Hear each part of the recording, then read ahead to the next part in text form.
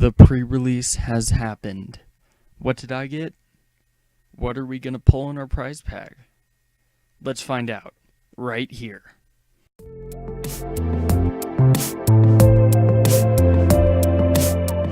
And what is going on, everybody? It is the MTGSpark here. Here for the pre-release review. So how this is going to work is I'm going to show off what I played, and then I'm going to open my pre-release pack, singular. Sadly, I went 2-2 only, and I got one prize pack, which kind of sucked. But when you see my deck, I think you'd be kind of surprised that I went 2-2. So, let's get right into the deck. In converted mana cost order, first we have the Ornithopter. Now, I had this in because it's a 0 cost 0-2, so it's like a free blocker, and heck, it was pretty fun to play.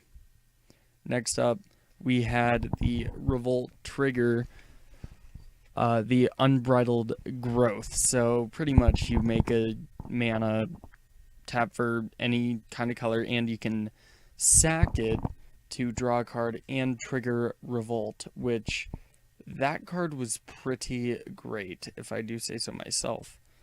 Next we have Prey Upon.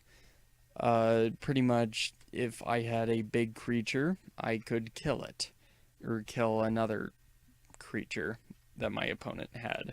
Alright, next up, I ended up playing Negate for reasons that I hope are clear. It's Negate when you're going up against a lot of, like, just non-creature spells. Great to have. By the way, the name of this deck was Control the Control Decks, because you will see this is a very control-heavy deck. Next, we have Natural Obsolescence. So the reason that I had this in here was, okay, artifact-heavy set. What are we going to have in here to counter that?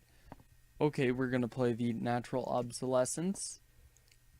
Here we have the Green Wheel Liberator, one of our rares. So pretty much I would sack the Unbridled Growth to get this thing to be a 4/3 for 2, which is gross to deal with. Here we have the Cat Monkey, the Scrounging Bander. The reason I ran this was 1/1 counters all around, and that ended up being very important in a few of the games that I played in, actually. Alright, here we have the Hidden Herbalists. Now, I never cast it for its Revolt trigger, which is, it pays for itself more or less. However, I did get to just cast it as a bear, which was pretty nice.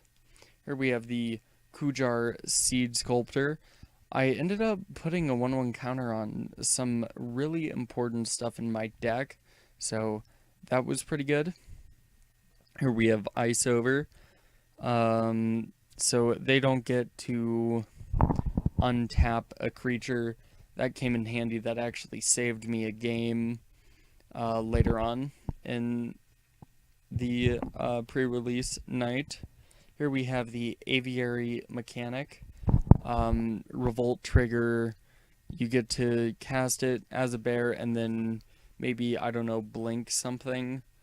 Or, well, you return it to your hand and then you can replay it again for its Revolt cost. I love doing that, like, kind of triggering itself. That's always a fun thing. Here we have the Torch Gauntlet, which +2/+0. That can always come in handy. We have another Natural Obsolescence, which is pretty fun. Alright. Here we have Conviction, which is 2 mana +1/+3 enchantment. And for 1 white, you can return it to your hand. Say your creature's about to die with it. Here we have the Druid of the Cowl. So pretty much just extra mana. I probably didn't need it in my deck, but I ended up not having a lot of creatures. I still don't have a lot of creatures in my deck. I played like pretty much all the creatures that I pulled. And so I was like, okay, we'll add the 1/3. Here in the 3 drops, Caught in the Brights, I actually did get to Caught in the Brights a Gremlin, and it felt so good and so flavorful. Flavor win on that. And plus the card itself, really insane and limited. Here we have a Disappearing Act, great Revolt trigger, and hey, it's a counterspell too. So counterspell plus bonus equals spicy. High Spire Artisan. This card in my mind is first or second pickable in draft. And here is why. So he is a 0/3 for reach with Fabricate 1. 0/3 reach, Fabricate 1 for 3. May seem pretty standard. Well, that can become a 1/4 with reach. And with that, you can... What I ended up doing was adding the adding the +1/+3 enchantment to it, which ended up being insane because then it got to be at like a 2/7. It was one of the better cards that I had. It actually helped me win 2 of my matches. Alright, here we've got a Revoke Privileges. Very nice card if you are talking about wanting to play control. That card in my mind, not first pickable, but definitely a high pick. Here we have the Implement of like Examination for 2 mana, I'm pretty sure. No, so 3 colorless and then 1 blue, you get to draw 2 cards and trigger Revolt. That's pretty fun. Here we have Leave in the Dust, just some nice removal, and then you get to draw a card. So that's always fun. And then the card that won me almost all of the matches that I won, the Cloud Blazer. This card was insane paired with another card that I had that you're going to see pretty soon. It was unstoppable. And especially when you give it like a 1/1 counter with the Bander. Whew. Bastion Mastodon. It's such a fun card to play, especially when you give it Vidge. Then it's a 4/5 with Vidge. That can kill your opponent's board. And here is the 1 6-drop in my deck. What's its name? Like, oh yeah, so Rikshar's Expertise. This card, so you play like a pretty good card, you know, high power. Then you play this. You get to draw, let's say, 4 cards, and then play a spell with converted mana cost 5 or less. Well, you compare that with the Cloud Blazer, then you end up drawing like 6 cards 1 turn, and you gain 2 life. That's really good. And then rounding out the deck, we have a Wildest Dreams, XX and a green to return X cards from my graveyard to my library. You can imagine the combo that I pulled back quite a bit. For mana fixing, we went 5 white. And yes, I did play full art lands because I am not a noob. We played 5 forests. So that's always fun because forests are fun. And then 5 islands. So the reason that I only played 15 was because by turn 2, I could pretty much play everything that I needed and pretty much get away with it. So I could keep almost every hand that I had, and that gave me some serious card advantage when it came to games. Alright, now the moment you've all been waiting for, the Aether Revolt pack opening. This should be pretty fun to see what we get. I don't expect to get anything insane. It's one pack. It's not like it's, say, 8. And I don't really like the game store's pack ideas when it comes to prizes. It's a little low, so 4-0 only gets 8 packs, 3-0-1 gets 6, 3-1 gets 4, 2-0-1 gets 3, and then 2-2 gets 1. So, here we go. Precise Strike. You know what, since it's a new set, single red for target creature gains 1-0 and first strike until end of turn. That's pretty nice. Here we have an Aether Swooper. The Swooper, he's back. Okay.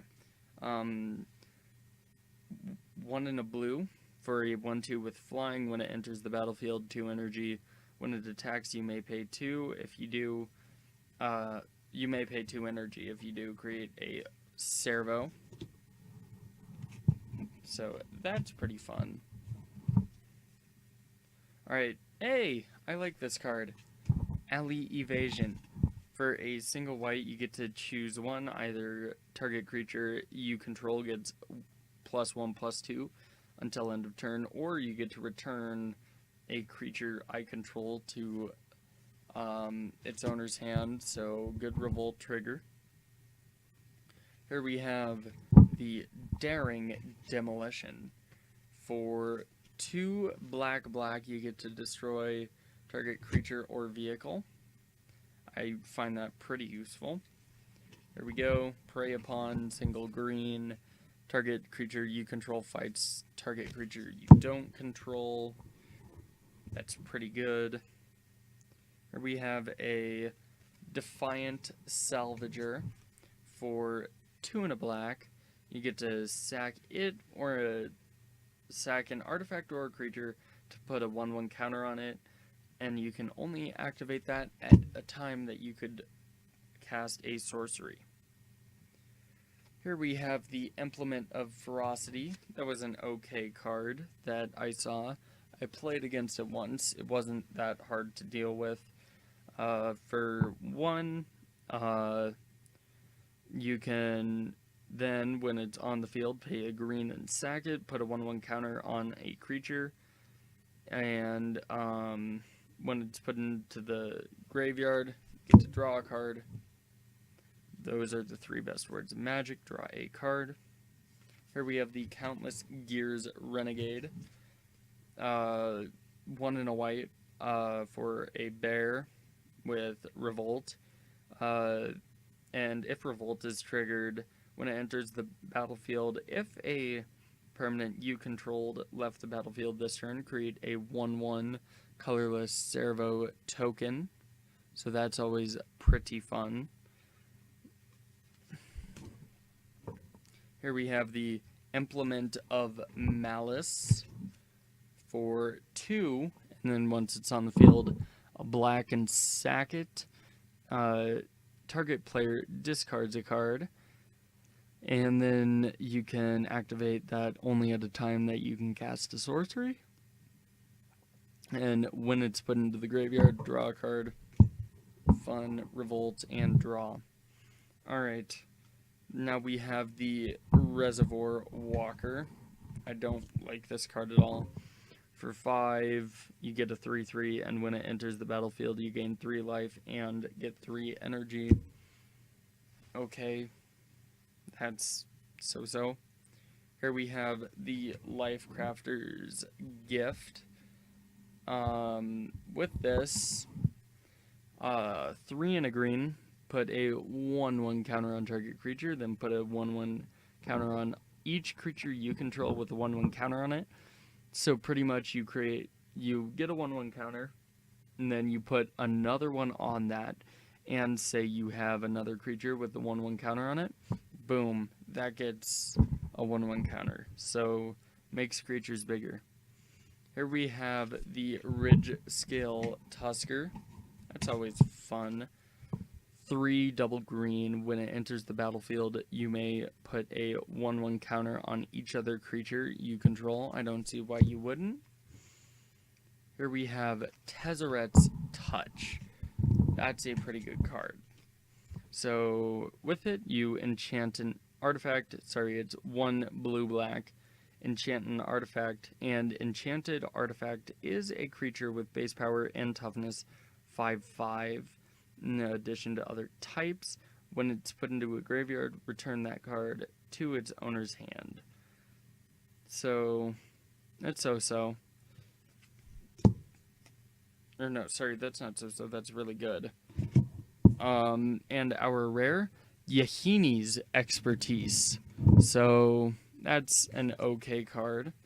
2 double black. All creatures get -3/-3 until end of turn. And you may cast a card with CMC 3 or less from your hand without paying its mana cost. Not the best rare that you could ask for, but certainly one that you technically could play. And then I got an island. I know it's a pretty island. And then I also got a Servo. Alright. So I hope you all did enjoy this pre-release review. Overall, I would give this set a 9 out of 10 in sealed play because it was super fun to play. My one complaint was there were too many board stalls, which I guess you could fix.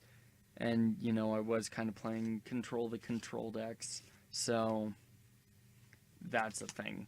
But really fun set. I can't wait to play more of it. And yeah, not much else to say about that. So, if you did enjoy this, be sure to leave a like on the video. And be sure to tell me how your pre-release went in the comments below. Be sure to subscribe if you haven't already. If you have subscribed already, don't hit the subscribe button again, or else it's going to unsubscribe you. Then you need to hit it again. So you know what? Just hit that subscribe button an odd amount of times, and you'll be golden. What else can I say? Be sure to enable notifications to know whenever a new video comes out. I am trying to work on a consistent upload schedule. Maybe not going to get there. Hopefully am, though. And yeah, I hope you all did enjoy the video, and have a magical day. Peace.